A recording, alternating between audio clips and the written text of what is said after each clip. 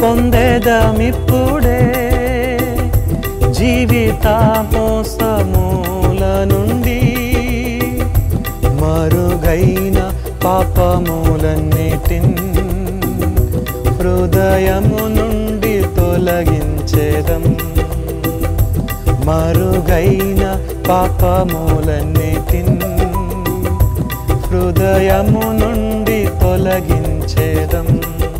బాప్తిసమిచ్చే యోహాను మారు మనసు గురించి ప్రకటిస్తూ తన పరిచర్యను ప్రారంభించినట్లుగా మనం చూస్తాం. యేసు ప్రభు కూడా మారు మనసు గురించి ప్రకటించినట్లుగా మనం చూస్తాం. యేసు ప్రభు శిష్యులు కూడా మారు మనసు గురించే ప్రకటించారు. అపోస్తలుడైన పౌలు కూడా మారు మనసు గురించి బోధించాడు. మారు మనసు పొందితేనే దేవుని రాజ్యంలో మనం ప్రవేశించగలం.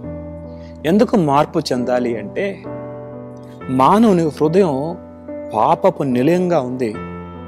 మానవుని తలంపులు పాడైపోయినాయి, మానవ ఊహలు పాడైపోయినాయి. వారు ఏ కులమైనా, ఏ మతమైనా, ఏ ప్రాంతమైనా, ఏ వర్గమైనా, ఏ లింగ భేదం లేకుండా ప్రతి ఒక్కరూ పాపులే.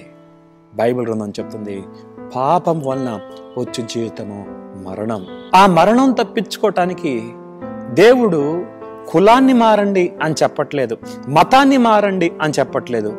దేవుడు మారు మనసు పొందండి అని ప్రభు చెప్తాడు. మార్పు చెందండి.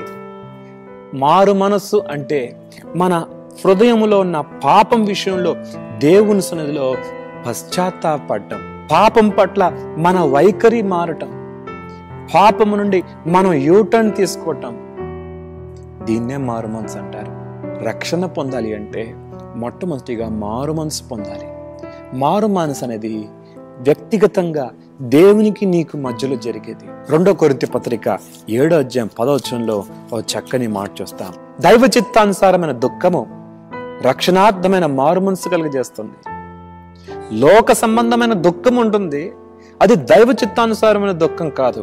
వెలుగు దగ్గరే రాకపోతే మనం బాగానే ఉన్నాం అనుకుంటాం. నేను దొంగతనం చేశానా, వ్యభిచారం చేశానా, నరహత్య చేశానా, నేను బాగున్నాను కదా అనుకుంటాం. కానీ దేవుని వెలుగుకు సమీపిస్తున్నప్పుడు మన పాపాన్ని దేవుడు చూపిస్తాడు. నువ్వెంత ఘోర పాపవో దేవుడు నీకు తెలియజేస్తాడు. పాపం గురించి ఒప్పింపబడితేనే నువ్వు మార్పును పొందగలవు. ప్రార్థన. మహోన్నతుడగు దేవా, జితబడిన మాటలు మా హృదయాలు నీరుకట్టి ఫలింపు చేయండి.